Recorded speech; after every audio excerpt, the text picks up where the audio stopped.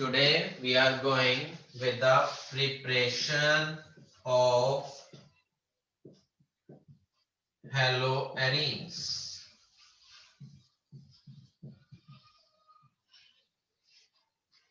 Haloarenes means benzene ring is attached with any halogen.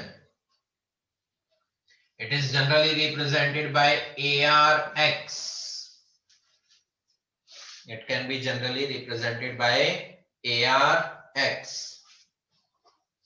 So, the first method of preparation of haloarene is from toluene. From toluene. टॉलविन क्या होता है? Benzene के ऊपर क्या लगा हुआ हो, that is having a group of CH3.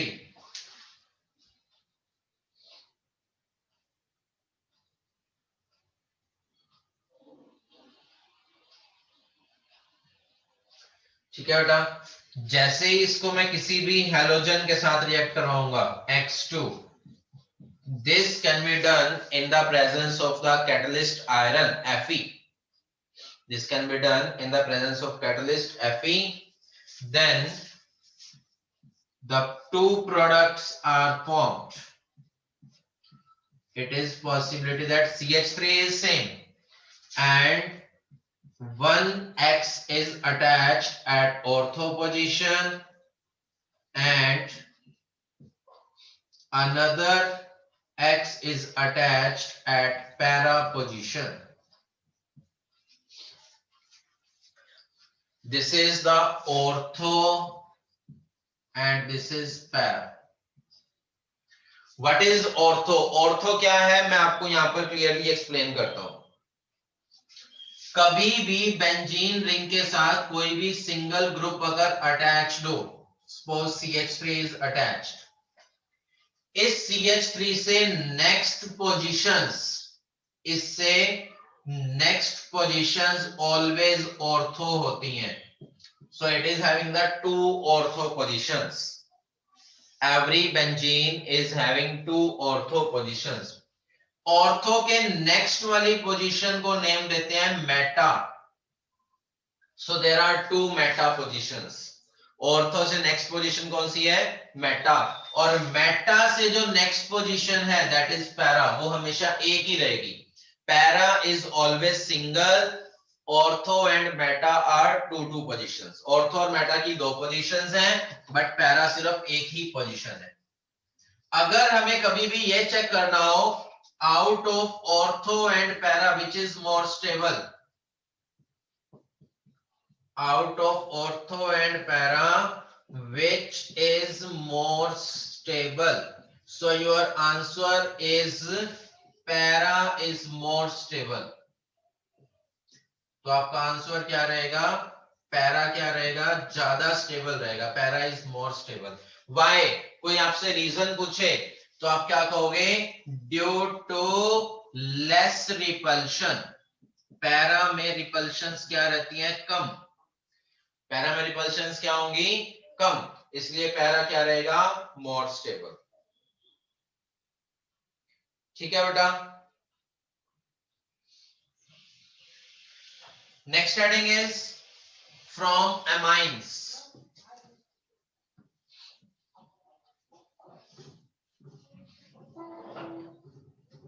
Next हम जो बात करने वाले हैं वो बात कर रहे हैं फ्रॉम अमाइंस. एंड अमाइंस के साथ जब भी हम रिएक्शन करते हैं, इस रिएक्शन का एक नया नेम रहता है that is known as the Sandmeyer's reaction.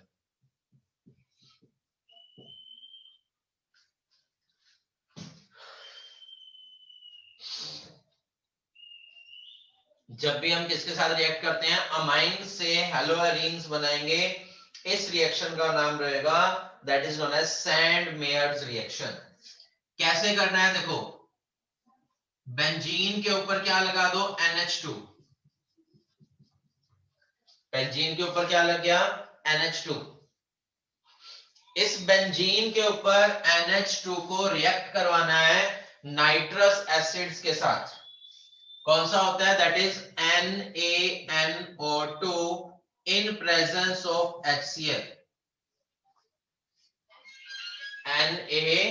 NaNO2 in presence of HCl।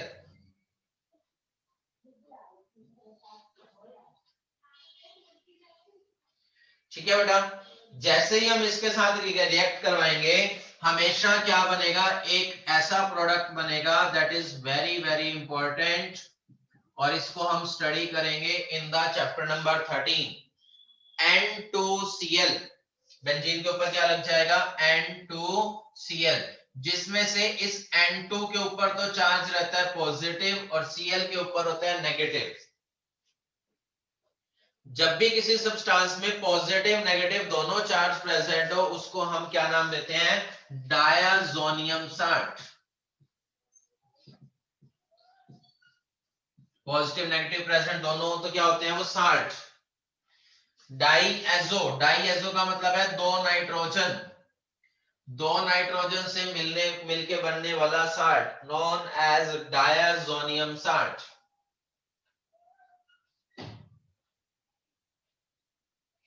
Now we react this diazonium salt with copper oxide, Cu2X2। किसके साथ रिएक्ट करवा दिया? Cu2X2। तो आपका जो फाइनल प्रोडक्ट है वो क्या बन जाएगा? Benzene ring. बेंजीन के ऊपर क्या लग जाएगा? X प्लस नाइट्रोजन बाहर निकल जाएगा। This reaction is known as the Sand-Meyers reaction. Very very important reaction, बहुत बार आई हुई है पेपर में। This reaction is known as Sand-Meyers reaction.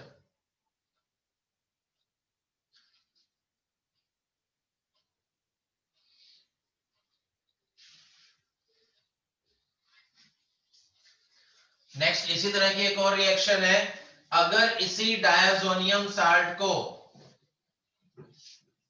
मैं Ki के साथ रिएक्ट करवा दूं, if I react diazonium salt with Ki,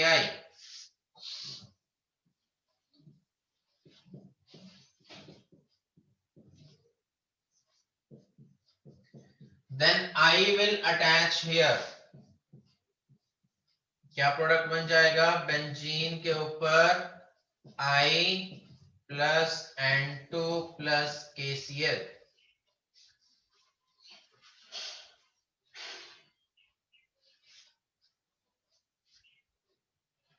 These are the preparations of haloarenes।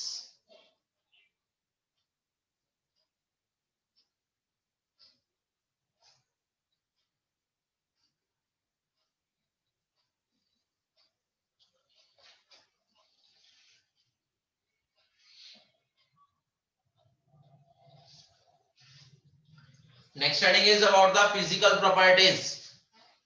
Physical properties जो इसकी हैं वो जनरली बहुत सिंपल रहती हैं बेटा। क्या कहते हैं? Alkyl halides are generally colourless.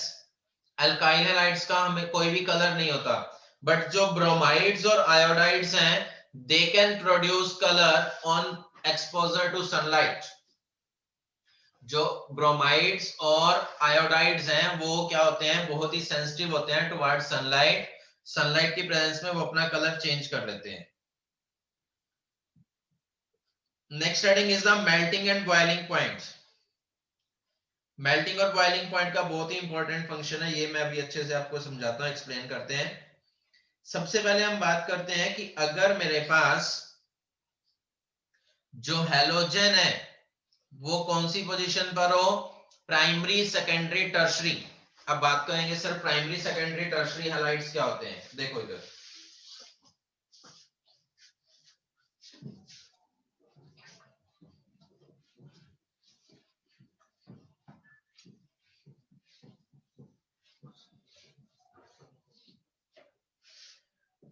Primary alkyl halide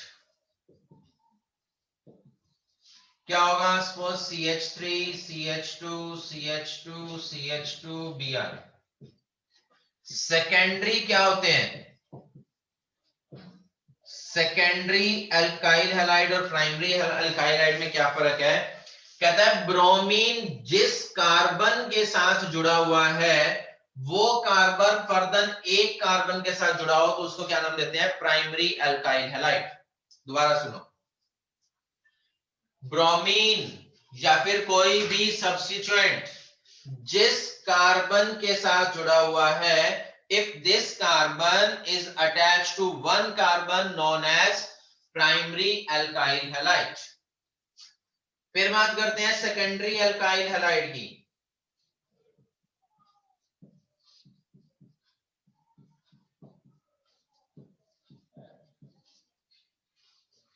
इसमें देखो, ब्रोमीन जिस कार्बन के साथ जुड़ा हुआ है ये कार्बन फर्दर टू कार्बन के साथ अटैच्ड है, that is known as the secondary alkyl halide. And the last one is tertiary alkyl halide. तो क्या हो जाएगा? जिसके साथ ब्रोमीन अटैच्ड है that is attached to further 3 carbon atoms, that it is known as the tertiary alkyl halide। I think your difference is clear between primary, secondary and tertiary। primary alkyl halide, secondary alkyl halide and tertiary alkyl halide। इन तीनों में जो tertiary alkyl halide है इसका melting point सबसे कम होगा। तो सबसे ज्यादा किसका होगा? प्राइमरी का, फिर सेकेंडरी का, फिर टर्शरी का। सबसे ज्यादा किसका है? प्राइमरी, फिर सेकेंडरी, फिर टर्शरी। ठीक है।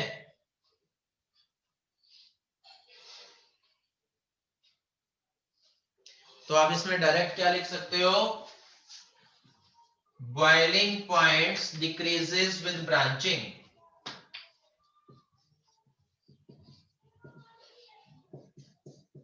Boiling point decreases with branching। अगर किसी में भी ब्रांचिंग होनी शुरू हो जाए तो उसका बॉइलिंग पॉइंट हमेशा डिक्रीज करता है।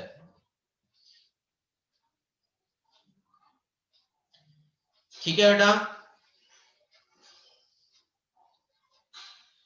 फिर बात करते हैं, अभी तो देखो मैंने इसमें जो टोटल कार्बन एटम्स है ना वो सेम लिए हैं।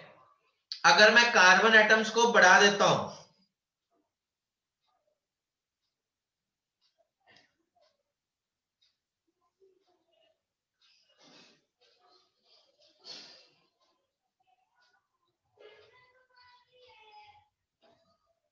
अगर मैं क्या कर देता हूं, कार्बन एटम्स को बढ़ाता हूं तो मेरे पास बॉइलिंग पॉइंट इंक्रीज होगा।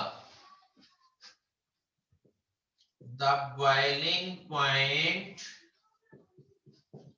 increases with increase in molecular mass।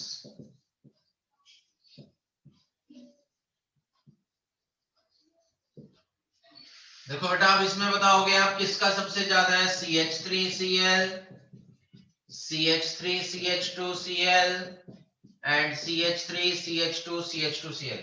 इसमें मास सबसे कम है क्योंकि एक CH3 है, इसमें एक CH3 के साथ एक CH2 एक्स्ट्रा है, इसमें 2 CH2 एक्स्ट्रा है, तो मास सबसे ज्यादा किसका है? इसका। तो मास सबसे ज्यादा है तो मेल्टिंग पॉइंट भी है, बॉइलिंग पॉइंट भी सबसे ज्यादा किसका होगा? जिसका मास ज्यादा है। बस इसमें मेल्टिंग पॉइंट से क्वेश्चन आता है बेटा।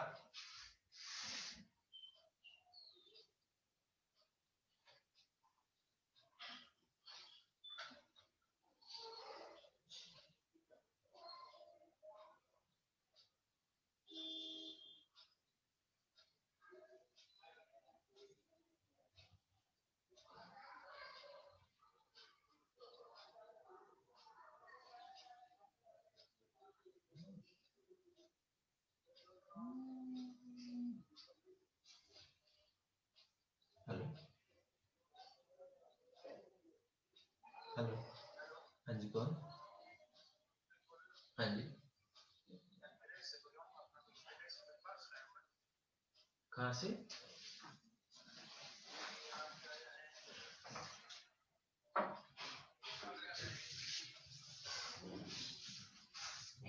कहाँ गया एड्रेस पे? आगे एड्रेस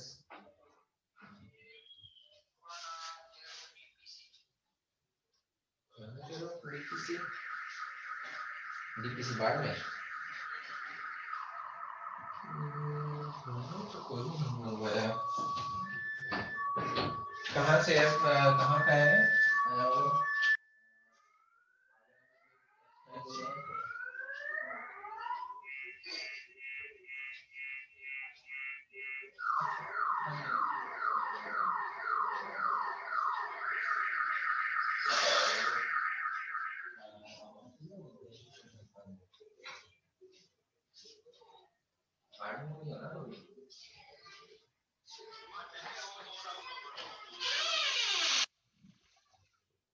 सिटी में, चलो मैं आपको इसमें कॉल करके बता दूँ।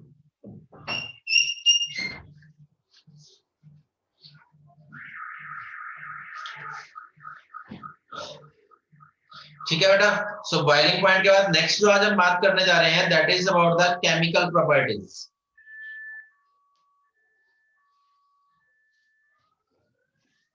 Next heading is chemical properties of alkyl halides.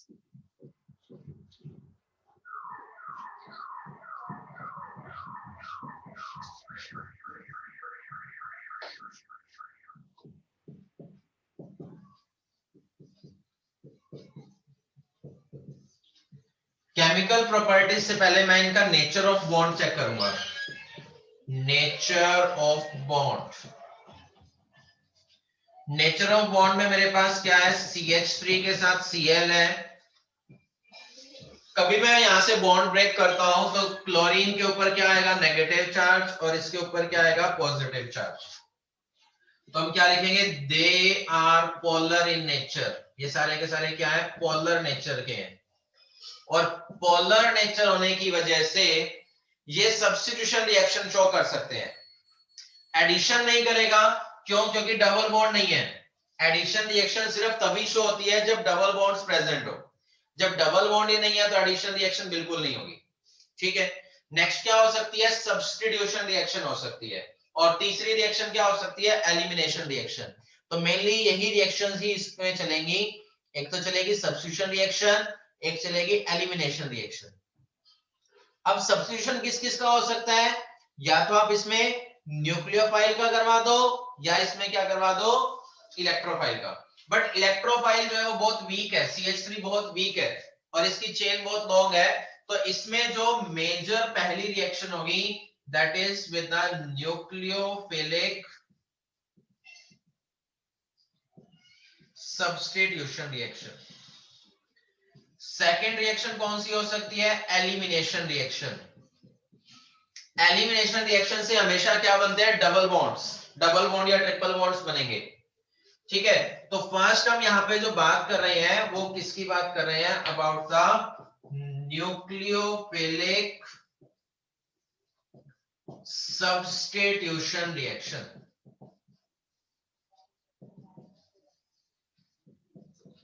Nucleophilic substitution reaction, ये पार्ट बहुत इंपॉर्टेंट है। और यहां से मैं आपको इसकी ना, क्योंकि कॉन्फ़िगरेशन बहुत इंपॉर्टेंट है इसकी, पहले हम इसका डायग्राम समझेंगे। पहले हम मीथेन का कोई भी एक सिंपल सा स्ट्रक्चर बनाएंगे that is the alkyl chloride, methyl chloride, और फिर हम बात करेंगे।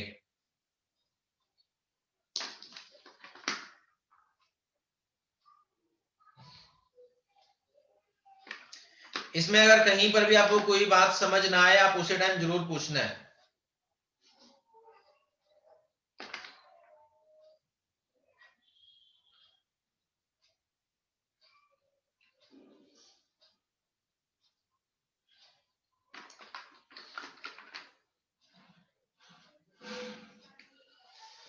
इधर देखो बेटा, ये मेरे पास एक कार्बन का टेट्राहेड्रल स्ट्रक्चर है।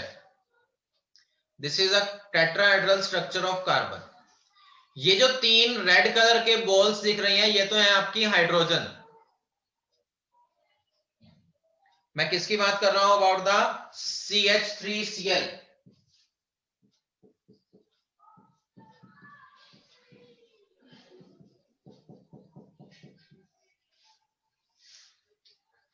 I am talking about CH3Cl। इधर देखो, जो सेंटर में ब्लैक है ये तो है कार्बन, हाइड्रोजन को मैंने रेड बॉल से डिनोट किया हुआ है और क्लोरीन को मैंने ग्रे बॉल से डिनोट किया हुआ है। ठीक है जी।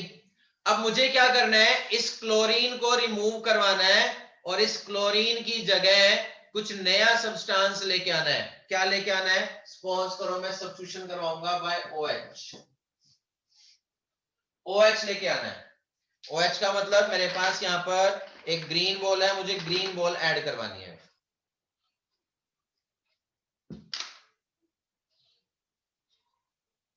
ये रही ग्रीन बॉल, ये रिएक्शन है। अब इसको परफॉर्म करवाने के लिए देखो मेरे पास कार्बन के 4 बॉन्ड हो सकते हैं, 5वां बॉन्ड मैं बना ही नहीं सकता। कार्बन के 4 बॉन्ड है तो 4 ही रहेंगे, 5वां बॉन्ड नहीं बन सकता। अब ऑप्शन क्या है, हाइड्रोजन को आप बाहर नहीं निकाल सकते, बाहर निकलना किसने है, क्लोरीन ने। तो पहले का काम क्या हो कि क्लोरीन को बाहर निकाल दो। पहला काम क्या कर दो, क्लोरीन को बाहर निकाल दो। क्लोरीन को बाहर निकाल दिया, ये क्लोरीन बाहर निकल गया। अब इसके पास कितने बॉन्ड बच गए, 3। मतलब ये कौन सा हो गया, प्लेनर स्ट्रक्चर हो गया। किसमें कन्वर्ट हो गया, ये प्लेन में कन्वर्ट हो गया। अब जो नया आने वाला ग्रीन बॉन्ड है वो फ्रंट साइड से भी आ सकता है और बैक साइड से भी आ सकता है। तो यही मुझे बताना था कि मेरे पास ऑप्शंस क्या क्या है। एक ऑप्शन क्या है कि पहले मैं क्या करूं, नेगेटिव पार्ट को बाहर निकाल दूं और उसके बाद जो नया न्यूक्लियोफाइल है उसको किसी भी साइड से अटैक करवा दूं। ठीक है, so that is known as the SN1 reaction. तो हम बात करते हैं अबाउट द SN1, जिसका नाम क्या है, substitution nucleophilic unimolecular. Substitution nucleophilic unimolecular, क्या नाम है इसका, SN1। तो क्या लिखेंगे, in this the halogen removes to form a sp2 hybrid, to form a sp2 hybrid triangular cation. Now triangular cation बन गया। अब क्या है, now we add nucleophile from any side। अगर वो किसी भी साइड से ऐड हो सकता है, सो 2 options, retention and inversion of configuration takes place। retention and inversion of configuration takes place। हमेशा SN1 में रिटेंशन भी होगा और इन्वर्जन भी होगा। कितना, 50-50, हाफ हाफ होगा दोनों। ठीक है, retention and inversion of configuration takes place, that is the 50